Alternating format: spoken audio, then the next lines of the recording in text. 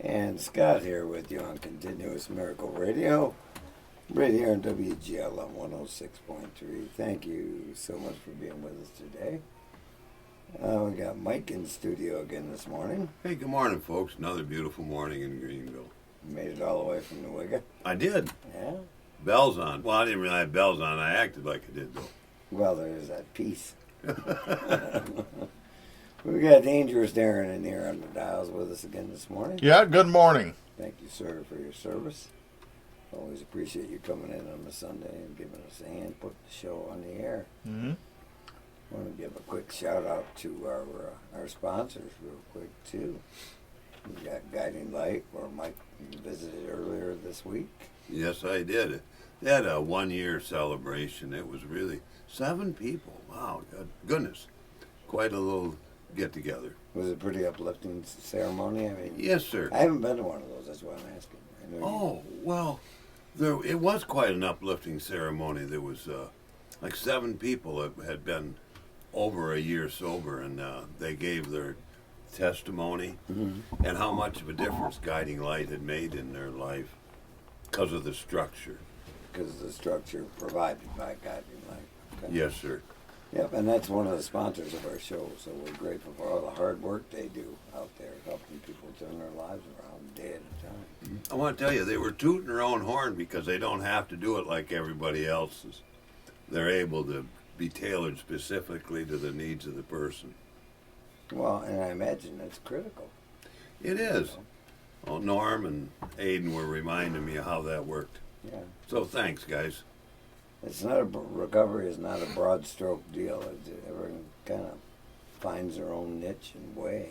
But boy, getting to a place where they actually can provide structure and the lifestyle time for a lifestyle change come about that can bring about recovery is wonderful. It is. Yeah. Thank you so much again to Guiding Light. And to Randy's house here locally, provide some of the same services, also a sponsor of the program. And we've got the MAC, also as a sponsor of the program. All changing lives a day at a time right here in the community.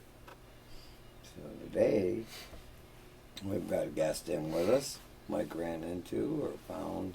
Well, when you get the guy that's the MC at the spring symposium, you got to bring him down. Oh, this guy likes to talk, huh? Well, he can. Anyway, I'd like to introduce my friend Nick. He's a recovery coach with Samaritan Way. So, How's it going, y'all? Nick, I'm so happy to be here. Yeah, glad to have you. so Nick did a good job as MC at the symposium? Yes, he did. Okay, all right. I wasn't able to attend it, but I certainly have heard from some people that it was a wonderful event. So thank you so much for putting on the spring symposium. Glad that I could be a part of it.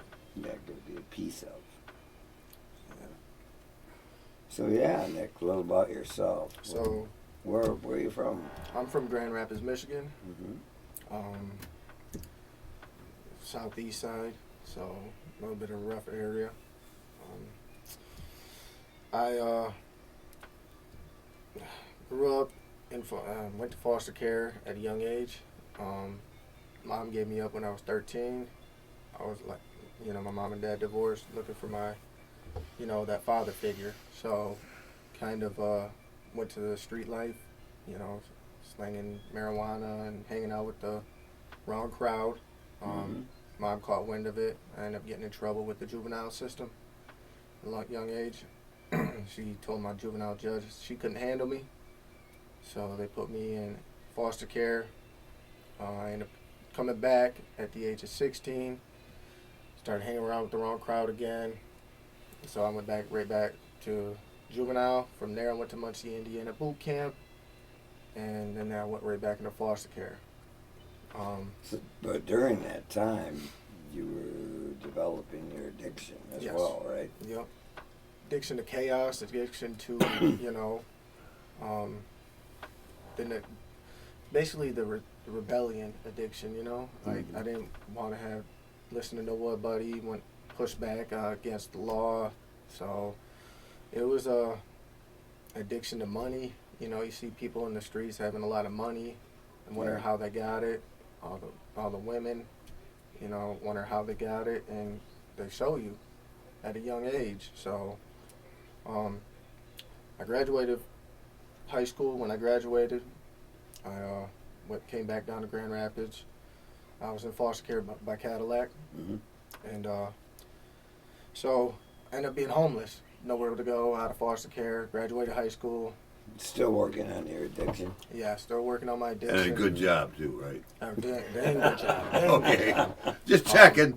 Smoking marijuana, you know, doing everything I can to stay afloat, get myself out of reality, you know, partying with the wrong people, hanging out with gangbangers, you know, going to parties, house parties that are getting shot up. That sounds like doing everything to stay afloat. Yeah, I was doing everything trying to stay alive, I thought, at Okay, the time, you right. know. Right.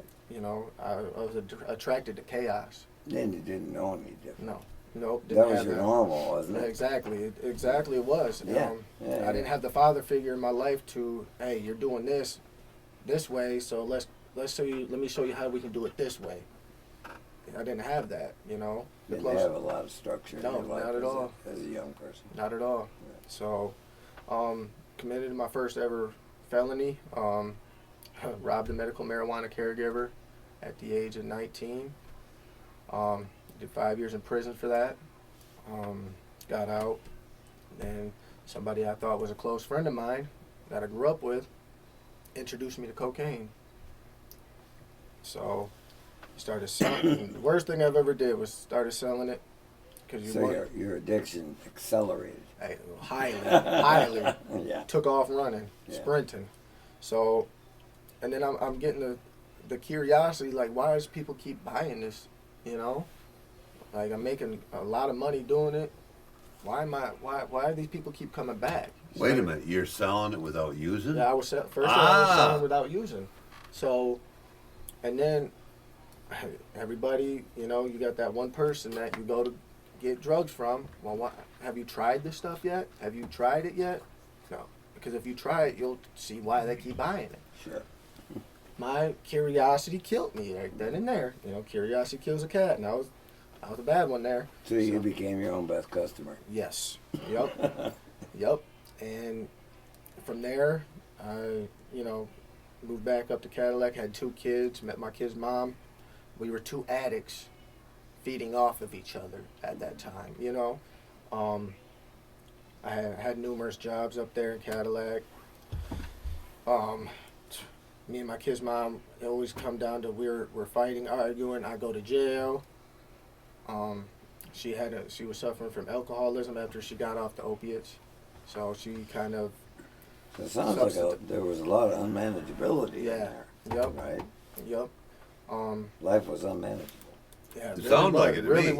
really was. And yeah, I'm working 2 jobs at one point and coming home and she's drinking. Don't even have the kids to bed. You know, it's Right. midnight and I'm like, what's going on? So when you're with somebody that's in active use and you're in active use, you guys have all these traumas you're not facing either. You know. Situations are occurring. Yeah, yes. And you drink and drug through them. Yep. Instead of deal Yep. with whatever needs to be dealt Yep. with. So, and the one I remember to this day, one of her favorite things was alcohol. At least alcohol is legal. My thing was always back at her. A drug is a drug. A drug is a drug. So, you know. And that solved absolutely nothing. Yeah. So How do we get better? exactly. Anybody ever asked that question? No. Nope. You're using that line, but you're still using different drugs, Yeah. even though that's... Yeah. And Right. that was my excuse to use. So, yeah, let's have a good set of double standards. Yeah, exactly. And that's what that was my mind thought was, hey, she's throwing this at me, so why not throw it back at her? Well, yeah, it's all you know at that point. So yeah. So from there, I ended up, me and her got into it one day, and we were arguing, and I broke her cell phone. So I did another 2 years in prison for that. For a phone? Give a little explanation. Interfering with electronic communication device. Breaking your cell phone. If you even prevent from somebody calling the police. So yeah. Oh, it's new to me. I'm not Yep. familiar. Scott, apparently you haven't been in a tumultuous relationship in this lately. No, not in the last 20 plus years. Okay, Yeah. well, had you been in one recently, you'd have known all about that law. Wow. Yep. I'm glad I missed that party. Okay. Do not ever break someone's phone. I don't have to do everything. Yeah, that's No, one thing I've learned. listen close to Nick. He's telling you something. That's something I learned the hard way. Trust me on that. He learned a lot of things the hard way, so he understands that. I do. Okay. I know that path. Man. You know, and when I got out of prison the second time, right, I was right back to Grand Rapids. You know how when you grow up somewhere, you gravitate towards that because that's what you know. Yeah. So I was hanging around. It's kind of like addiction. Yeah, What hanging you around. know. Exactly, hanging Yeah. around with the same people I grew up with. He sort of grew up a little bit north of where you were. He got an idea what you're talking yeah. about. So, then I started hanging out at bike clubs. Mm-hmm. Oh, that's a great idea. So, started using meth. Got into the selling meth while I was using. And pretty soon it was just like, after I got caught up at 28th Street with driving on a suspended. And this is my last time in jail. So I got pulled over on 28th in East Paris and got caught with meth on me and a machete. That's And not I'm a good day. No, that's not a good. It was 3 o'clock in the morning. That's not a start of a good day. So, and I can look back now and actually laugh about it because I'm like, what was I thinking?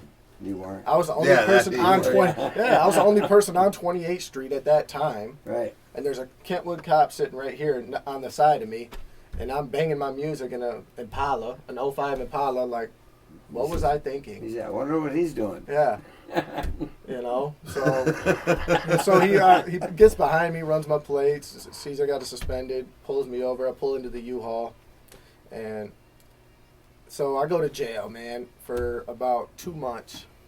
So I got 2 months of cleaning up, man, and I got caught up on sleep, and I'm trying to think like how can I beat this? How can I? I was addicted between cocaine and meth for 10 years. Yeah. What am I going to do now? How can I beat this You disease? Can, but yeah. What can I do? Mm-hmm.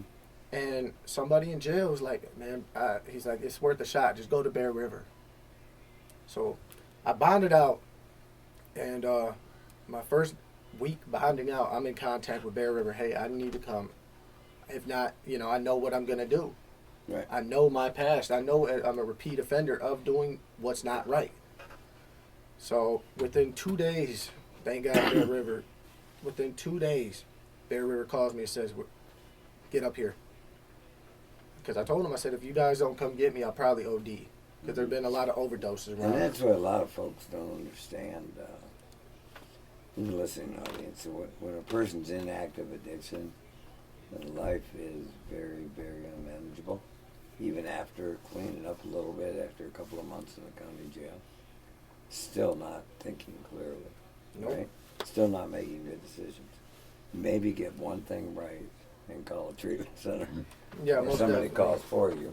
So, And then taking the action to go there is huge. It's a huge thing. So when I got out of jail that last time, right, I'm sleeping in a friend's shed in a trailer park. It's October, you guys.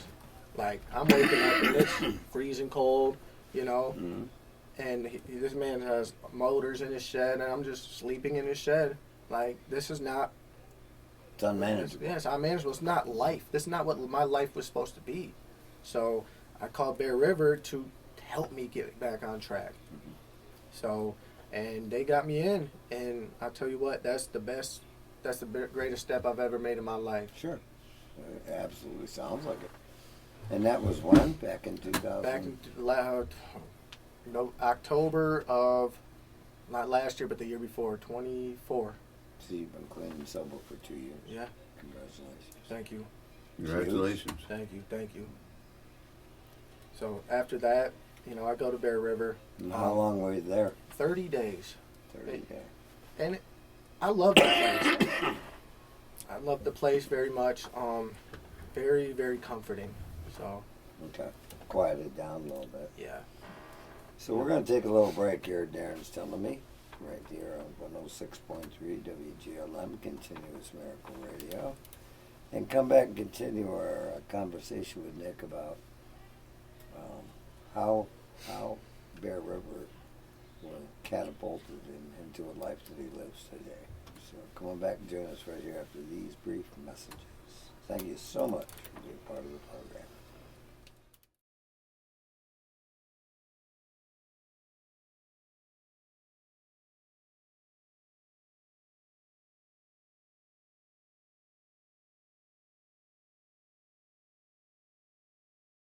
And Scott back here with you on Continuous Miracle Radio WGLM 106.3.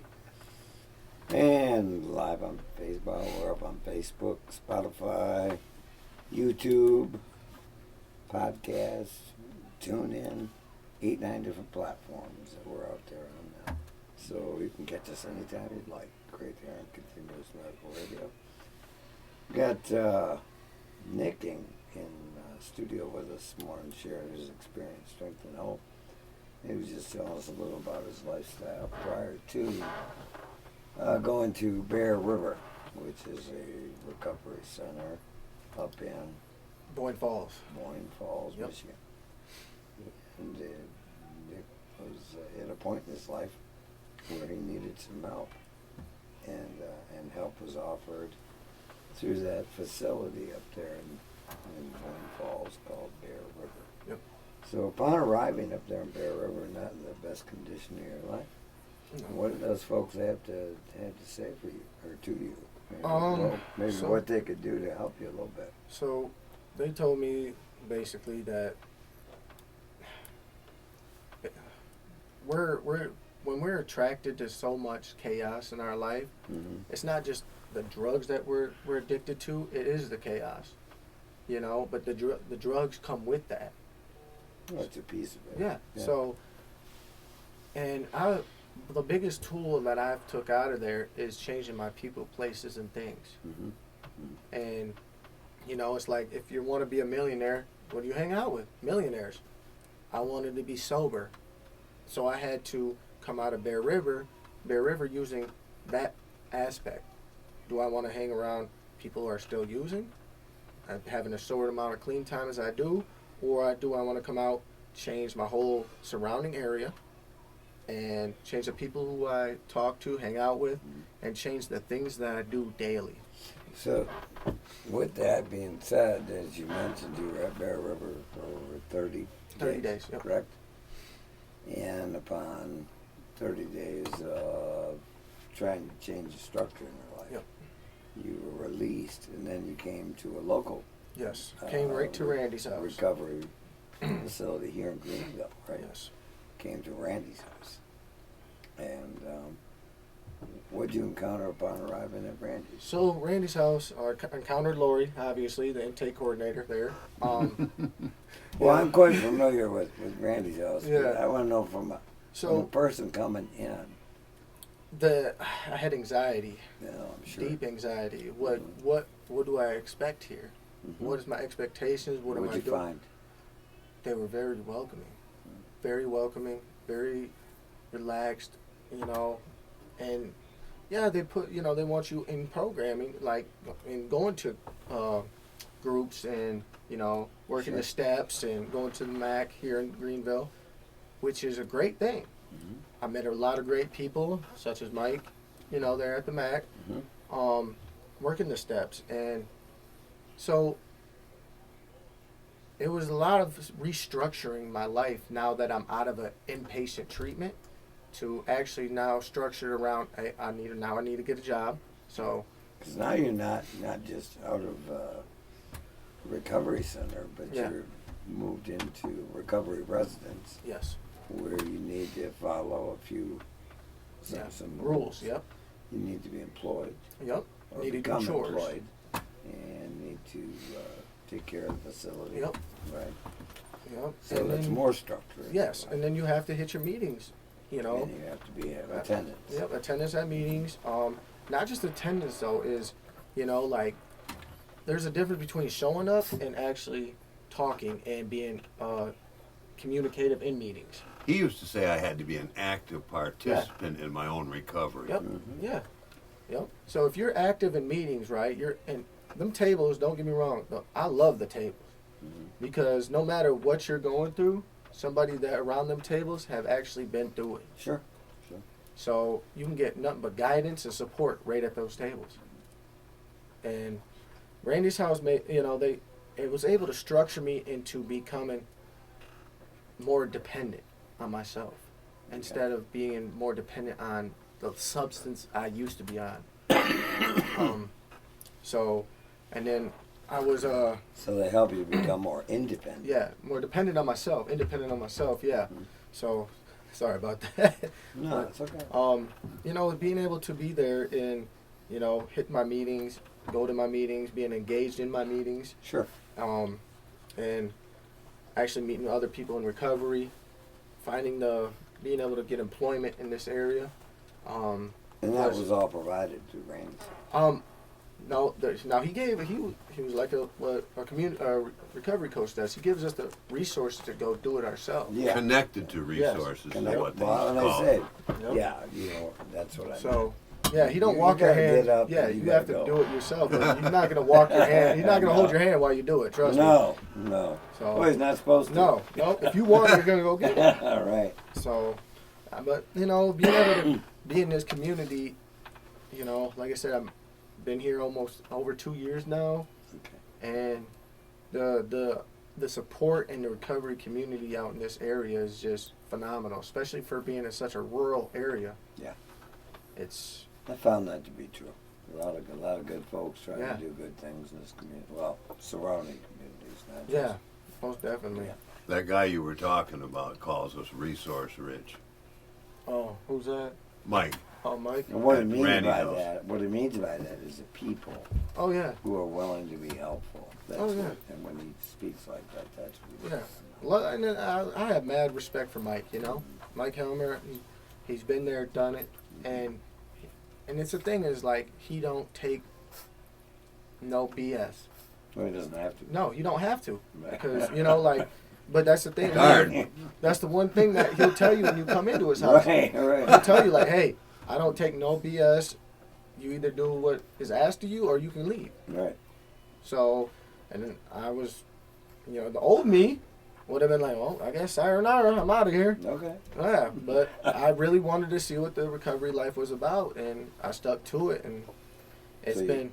So nowadays, so a couple of years, how long did you stay at Randy's house? I stayed at Randy's house for 90 days. 90 days. Yep. Okay. I was able enough to save up enough money for my own apartment, Mm-hmm. right off Peck Road, here in Greenville, and it's a private landlord. They're great to me. I do work for them on the side as well, when I got time. Sure. You're a busy guy now. Yeah, I definitely am. Mike was part of Randy's house for the longest time I was. as a recovery coach and as a active participant in his own recovery. Yeah. Counseled at the jail, among other things, for him. Okay. Wonderful experience. Yep. Learned a lot along the way too, didn't you? I did. I stayed sober too. That's Well, important. There's the important part. Accountability is the biggest thing, and I feel like, especially when you're in a sober living house or recovery house, like being able to hold yourself accountable for what you do and where you're at and who you're being around, or if you're having a struggle, being able to talk to your house manager about it. Sure. That's the biggest thing is accountability. I find, I never used to hold myself accountable for nothing I did. I used to just point the finger at everybody else. How'd that go? Got me right. You know how that went. So being able to hold myself accountable at a higher standard now, Yeah. and actually show that I'm actually doing what's right and being able to help people nowadays, Mm-hmm. and it's actually something that my mom always tells me, like, Nick, I never thought you would do it. Well, when people who are in your life will be affected in a certain manner for so many years, of course they're going to believe that. Yeah. Why And, wouldn't they? it's a great thing, man. I don't have to have nobody hold me accountable because I know I can do it myself. Correct. I remember what you said earlier about going into foster care because your mother couldn't handle you. So for her to say that it appeared as though you could handle life, that's a big difference. It is. And, you know, being able to be a part of family events, you know, and not be shunned or and not invited Right. to family events. You know, sometimes I was not invited to family events because I was using and Sure. you know, they don't know what I was gonna They don't do. know who's going to show Yeah, up. exactly. They didn't know what I was gonna do in their bathroom. Yeah. So it's nice being a part of my family again. Clean out the medicine cabinet next coming over. But you know, it's a great thing. It's, you know, It was all of us. it definitely was. So it was just a great thing being able to be a part of my family again, and being able to And be still are. yeah, and Yeah. I'm still gonna be. You know, Yeah.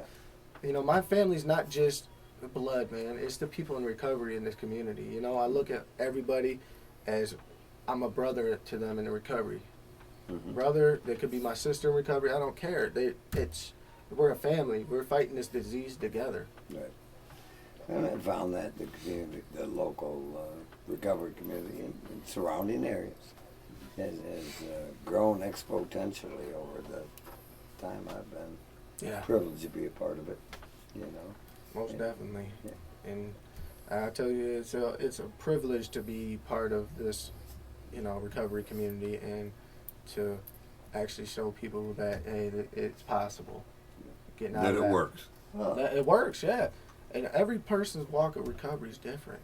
You know, it is, and I yeah, but can't. recovery doesn't care. No, recovery don't care. That's your problem, That's not not ours. exactly. Yeah. I'm not going to put a judgmental or a label on your No. recovery because I don't agree with it. No, but I tell you what, I hope that recovery works best for you. Right. And I'm not here to convince you otherwise. But sometimes you can see when a person's recovery really isn't recovery. Yes. Yep. That's the lived experience Yep. of a recovery Yep. coach. Yep. And that's the thing is like when you see somebody emotionally or mentally backsliding or secluding themselves, not coming to meetings, not seeing your recovery coaches. Our recovery coach's job is to reach out. Hey man, what's going on? You haven't been to a meeting or you haven't seen me lately. Right. You know, what are you doing? Well, how's your experience as a recovery coach after becoming state certified? C-card trained. CCAR Yep. trained. National? Yep. Okay. Nationally trained. So now you're available locally. Yep. So the Samaritan Way Drop-In Center at 115 and a half South Lafayette, right above Miss D's Dance Studio. Miss D's Dance Studio. Upstairs. Yep. I didn't know Miss D's Dance Studio Still existed. was an entity. Okay, well, good Yep. for them. Good for Miss T. Yep. Been around a while. Oh, good. I'll have to get down there later, maybe. Almost an institution in the Greenville area. I'm not a... You're not much of a dancer, Scott, okay? Right. And you probably don't look real good in a tutu. I'm certain of it. Okay. No modeling. Okay. Okay, never mind. Anyway, You Miss can see Carry on. you'll notice us, man. You'll see the harm reduction. We have a box in our can right out front that's Okay. open 24/7. You know, it's available all the time for people in the community. It has the Samaritan Way sign right on the front door. Mhm. It's a fantastic building. I've been there since it opened up there, and So Yeah. folks can come in like Monday through Friday, 8 to 5. Sit down, have a cup of coffee, get a And snack. there'll be a certified recovery coach. Yourself Me or or Fred. Fred. I got to say the distinction between a state certified coach and a C-car recovery coach. Please do. State certified means I'm billable, Medicaid, Medicare. That's the real difference. The training isn't necessarily any different or encompass anything. It's just that to be Medicare, Medicaid billable in the state of Michigan, you need to pass their test and have their training. Oh, okay. I've been through both, and it's basically the same thing. You need lived experience so that when you're working with somebody, like when you said, making sure they're making those things, Yep. you know how important that is because that Oh, made yeah. the difference in your world. Yep. And it's you know, like my first day as a recovery coach, I What's was important is, sorry, that's important to know. I mean, Yeah, people need to know their tax dollars are being well spent. Yes, You know, yeah. it is. in the recovery community. It And definitely is. and one of the most respected recovery coaches in the area is not state certified. Has nothing to do with what he does. It has to do with the insurance billing. Yep. Yep. Well, that, we deal with a lot of medicated assistant treatment because we're partners with Life Healthcare Okay. here in Greenville. So when we first get participants, clients, coming in and they receive medicated assistant treatment, what we do is they get assigned to a recovery coach to monitor their urges and cravings, or if they are abusing Right. the medications. So, and I got to give a shout out to Jenny Kipp. She has been doing a great job with us. She holds our participants and our clients very accountable for what they do. She has some standards. Yes, she definitely does. Policy Need to be standards. adhered to. Yes. Mhm. So, and I'm able to work side by side with her to advocate, for my participants and my clients as well. So with that CCAR training, then now that you guys are available 8 hours a day, 5 days a week, Yep. right? What is a person, say, coming in up? Let's just say they're homeless, Okay. and they come in and they encounter you guys. What can you actually in one day? Run me through what you can do for them, real quick. So, have them sit down, actually get them a cup of coffee, see if they're hungry. Mm-hmm. Because we don't like to use the word homeless because you say unhoused. So, Okay. Oh yeah, I'm just saying. So, but we'll get them a cup of coffee, something to eat, see how they're doing. And we'll reach out to 8CAP. We'll reach out to Have Mercy here in Greenville. Try to get them funding to get off the street. Mm-hmm. And if they are suffering from substance use, we'll get them onboarded with us. And if they're wanting to and willing to, because they always have to be willing, we can get them into Bear River or Harbor Hall or inpatient treatment center, so that Teen challenges they got a year. What I hear. yeah, Teen Challenge is great. So, when those occurrences happen, we just came through a real rough winter. Yep. How long you guys been open now? We've been open since February. Since February. Yep. Okay. All right, I'm going to touch on that a little bit when we come back from this break. Darren's letting me know we're going to take All a right. break. And because I don't want to look at like what your day looks like Yep. going through, and since February, since you've been on the ground here. Yep. Our grand opening was February 13th. What it looks like and what we're doing. So come on back and join us after this break, folks. Myself, Mike, Nick, and Darren, right here on Continuous Miracle Radio 106.3 WGLM.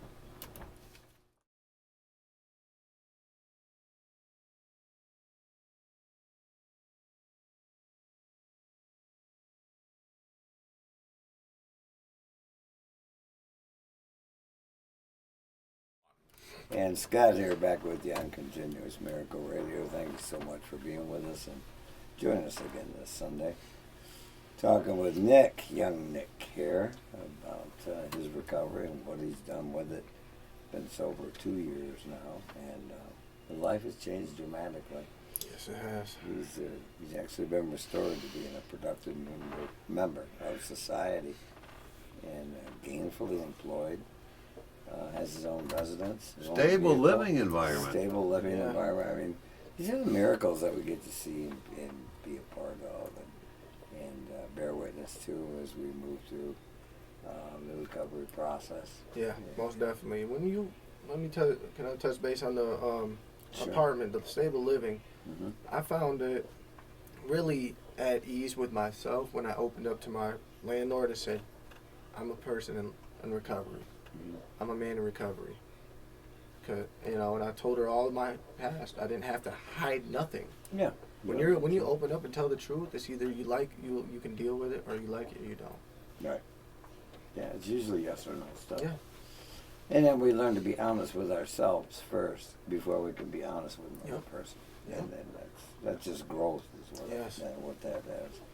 And you got some good results from it. Yeah, most definitely. I'm on my second year at my apartment now. Yeah. And being in a stable environment like that now brings some stability for Yes. you. Yep. Yeah. So So that's wonderful, man. That's it is. That's some real growth. it is.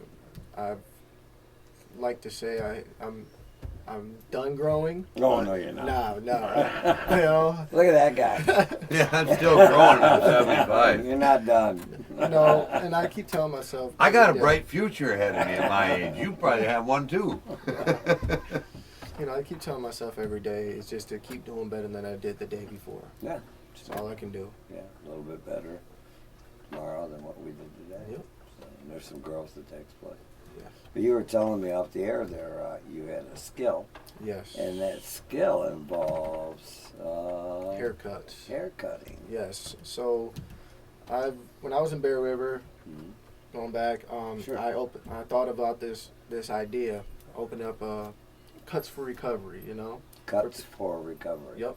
Okay. So, giving people who are suffering from substance use disorder a safe or even non-housed, you know, and less fortunate, a safe place, judgmental place, they can come get a haircut and restore their dignity and their their self-care. Sure. So, Well, that's a wonderful place to start. yeah, it really is, and it's now to this day I'm partnered up with Samaritan Way. So once a month I do cuts for recovery at their location here in Greenville. Okay. And I think last month we opened up a location at the drop-in center in Muskegon off Apple Avenue. So that's like a full day. You just anybody who comes Yep. in wants a haircut can sit down. And Sit get down, get one absolutely free of charge. Yep. What day of the month is it over here? I just had it last Friday. You missed it. I got a haircut yesterday and had to pay for it, and they're trying to tell me I could have saved a fortune, folks. You definitely could have. You could have saved that much. And then this comment guy over there said it even looked better if Nick would have done it. Yeah. That's a bit over the top. Hey, you're doing great. It's a process. You know, Barbara's been a men's counselor for Oh, decades. forever. Yeah, so, you know, like I Trailboy, touch. Yeah. So if I could turn that into helping people who sit in my chair with their substance abuse Mm-hmm. and helping them, giving them resources in this community, Sure. you know, why not? That's like my recovery coach session, plus I'm doing something for them that is giving back. Yeah.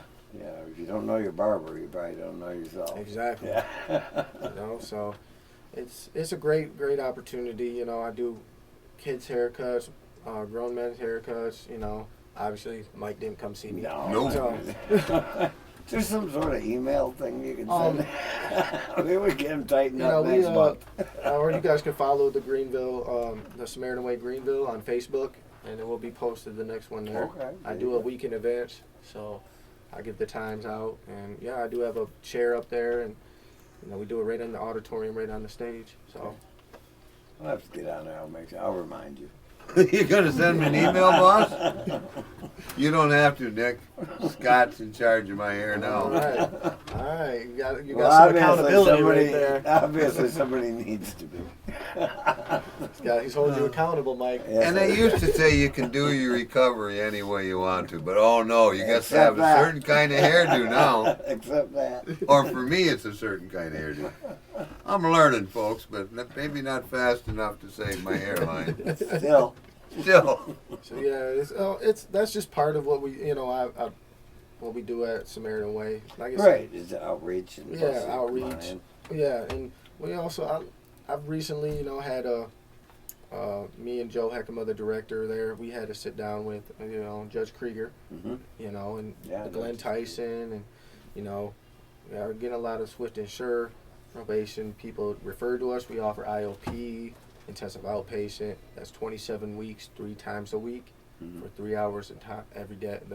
The day. So those services will be provided at Yes. the new. Yeah. Oh facility. no, we're doing virtual. Oh. Yeah. So they're just right sent to your phone. They'll get a link. Yeah. And then we do have groups 3 days a week. Back to the basics on Monday. Samaritan Way 12 steps on Wednesday, and open forum on Friday. I know that Fred told you earlier that I was doing the back to the basics. Mhm. We have not really got groups going on that day because a lot of people are in work, at work or Sure, you have them in the Yeah. afternoon. Yeah. yeah. So but we have had a couple people in the open forum, which it's just talking about the challenges you have during each week and how we've overcome them, and being able to see what progression that everybody's in, and how much progress they're making in their recovery is a great thing. And then those folks leave your recovery and they go out and they affect the community as a whole. Yes. And they're Yes. better people as a result of doing Yes. some of the work you guys are doing. Yes, most definitely. And one thing I pride myself on as being a recovery coach is I always tell my participants, my clients, call me day, night, morning, I don't care. My phone is always on 24 hours a day. If I'm sleeping, I'll still pick it up. I'm always going to be there for you to help you out of that situation, that circumstance, that problem that you're having in your life that's making you thought of a lapse or something like that. Well, a lot of folks in early recovery are still having those triggers and thoughts Yes. and stuff like that, and we need people available Yep. to pick up that phone when they need help. Yeah, that's what I really pride myself on. Is being able to pick up the phone 24 hours. Being at work, and seeing your participants or your clients hit a complete 180. When the day you start working with them, and being able to see that they're clean, sober, actually maintaining employment, maintaining housing. It's a really big. It works on my recovery. It makes me do what I want to do every day. So. Being restored. Yeah. Yeah. When you make that circle. Yeah, it definitely is, and it's very encouraging. Yeah, it's so, and that's the thing is like some of my clients, they encourage me. I'm still working. They help me work on my recovery. So it's like I'm helping them, but they're also helping me. But that's one of the benefits of being engaged in the recovery community full time. Yes. Not everybody has that privilege. We have the new people coming in and who folks like you need to be available for. Yeah. And it's all service oriented work. Yeah. It has to come from the heart. It can't come from the head. Nope. I'm fully aware of all these things. Yeah, I love it. But when you see that full circle come about, you know that that you were part of that. You were helpful in some manner along the way. I could have It's not so much rewarding as I would say it's very gratifying. Yeah, it is, and I'm more of I will give you the resources to do it and help you get going, like pushing the kid on the training wheel when he's first stopped riding his training wheels. I will help you balance and then push you to go, right? But it's on you to pedal. Yeah, get moving. It's on you now. So but I will be there cheering for you like the dad is supposed to. Right. And I'll be there cheering for you the whole way. But it's on you now to pedal. So when you were talking about watching somebody turn a corner, and I was thinking, more like not turn their life around, but just turn the corner. Yeah. Is about all I could see in that early recovery for a lot of people is they got something. They got to start that right. I can see the light go off in their eyes. But to see somebody do a complete turnaround, that usually takes quite some time. Mm-hmm. It does, and people have their slips. People have that's part of recovery. People have them, but I'm not gonna sit there and judge you because I've had them. My whole life before I became in this recovery community was a slip. I slipped right back into my old ways. Yeah. So how can I be the one to judge you for slipping? Yeah. I'm gonna help you get up and dust your shoulder off with you. Right. Well, when you're in that lifestyle, you set yourself up for that's what you know. Yep. So you return to what you know until you get to a point where you're willing to learn something different and actually do something different. Yeah. And that's your turning point. It's really gratifying knowing that the people I used to use with in Grand Rapids, Facebook message me to this day, and I tell them, and they'll go to Bear River and they're like, Nick, you were the inspiration to tell that, and that right there, I want to just be the person that I know I can be and that I can help people find their life again. Yeah, and if you help one other person, you've done your part. Yeah. Now it's their time to help somebody too. That's right. It's like an invisible chain. So that's what you might say is your hope for the future that you offer, that Yeah. you see for people. You know, I'm all about breaking the cycle right now. It's, you know, the judgmental labels, you know, stigma cycle we live in today. You know, oh, he's a felon, he's an addict, he's this, he's that. I have a name. Sure. I'm a human. I have a name. And I'm not that. Well, and that's part of what the show is. Yeah. We like to talk about things out loud because guess what? When you talk about something out loud, you reduce stigma. Yes. Okay. Yes. Yes. It's not always what you think. Nope. You know? And that's what we like to have folks like you and me and Mike out here talk about things to break some of that stigma down Yeah. for the general listening audience. Yeah. I mean, And they, not that they're doing anything wrong, they know what they know. Yeah, No one's doing exactly. anything wrong, but the more open and welcoming we can be to all people, yes. the better off our entire community will be. Yeah, and that's another thing is like, And that's a difficult place to get to for a lot of folks. I Yeah, most understand that definitely. too, where, you know, it's not an overnight matter. a lot of people, you know, like this is my second year is for Cuts for Recovery. I'm doing the 5K walk for the Be Nice Foundation. It's called the Stop Out Stigma Walk. It's, you know, for mental health, suicide prevention. Absolutely. You know, I'm doing this because I know a lot of substance use is underlying mental health issues. Mm-hmm. It certainly is. I've So- come to make those discoveries. Yeah. Yeah. So it's to bring awareness to people in the community that we can come together and actually help that. Raising awareness and helping reduce stigma is a heavy lift. It's a heavy lift. Okay.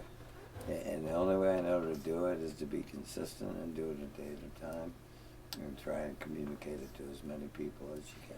Yes, Yeah. most definitely. And of course they'll do whatever they wish with the information, but at least you've tried. Yeah, most definitely. And that's another thing is every time somebody walks in the door of Samaritan Way, I'm not no better than you. I'm not gonna act like I'm better than you because I was in that That's shoe. not- It only takes me one time to go have that thought to go back. Yeah. So I treat everybody like their family. You guys, you know, people come in. You know, we got recliner couches. Don't tell Mike that though. No, don't. I'm You know? looking for pizza. We got pizza. We got shout out to Mancino's. Yeah, they have been a proud partner with us. We get a haircut and we're gonna Yeah. be okay with Yeah, that. we'll get him a haircut and a slice. I'm How gonna about be that? eating pizza and the hair's gonna be falling on it. You have to get the haircut before you get the pizza. That's your reward, Mike. I'm learning. There's hope for me. Well, So, We you know, all we got got a chance. BC's been great. BC Pizza here in town, they've been great. Yeah, there's been a lot of growth. Nuvu gas station, they donated pizza. nice. Yeah, the depot right here in town, public warehouse, they've actually donated a bunch of I'd food. love to hear that, don't you, Mike? The whole community kind of coming together, trying to help, whether it's the pizza shops or, you know. And I'm still focused on the pizza. It's the whole community. Yeah, but Yeah. he's stuck on the slice. I got the one-track mind. So Stuck on the slice. then we also had daily deals for our grand opening. They donated a lot. Yeah, it's been a really really different focus. Okay. Being able to come together. What I've seen is a lot of people in the community want to help. They need some vehicle to help with. Right. Sounds Yeah. like Right. Yeah. Samaritan's Way is An big outlet. help. We've got an outlet now. Yep. And Yep. us being right downtown, we're in the epicenter. Above Miss D's Above studio. Miss D's dance studio. Watch out for Mike. He'll be trying to get a dance. You know. But I'm not responsible for what he does. Really? On a daily basis, really. yeah, it's a great fun time, man. We have fun up there. We're trying to bring fun back to the community. So Yeah. this summer we're trying to get a fishing outing, trying to get a recovery camp, like camp and that's out. what it's about. When people were coming back into being restored, Yes. getting out in the community, doing things that they enjoy, Yep. and having a good time in the process, Yep. whether it be fishing or doing the cornhole or Yeah. just the social events where folks can come together Yeah. and just reacclimate. Yeah, it's all about getting out of that, being able to come together and being able to associate with other people in recovery. Absolutely. You make friends, you make associates, you make, you know, you build that relationships where you can call these other people anytime you're struggling. Addictions, isolation, recovery is a community. connection. I like to call it community. Yeah. Either way, I can work with either one. Okay. I can too. Well, Nick, I want to thank you Thank you, for guys. coming in and joining us Thank today. you so much. Yeah, and for everything you're doing in the community here, Appreciate that. reaching out to folks and being present and available when they need you to be there. Thank you. You know? Thank you. So isn't it great that we have another? I do, and I think it's great that the community is able to show their support through them. Yeah, I'm still on the pizza, folks. I'm seeing so much growth there though, and people trying to all be a part of something that's good, and it's about doing good, being good, and getting good results for all of us. And I want to thank you all so much for being a part of the recovery community right here in beautiful downtown Greenville, Michigan, home of the Dancing Danes. This is Scott signing off Continuous Miracle Radio 106.3 WGLM. Thank you so much for listening.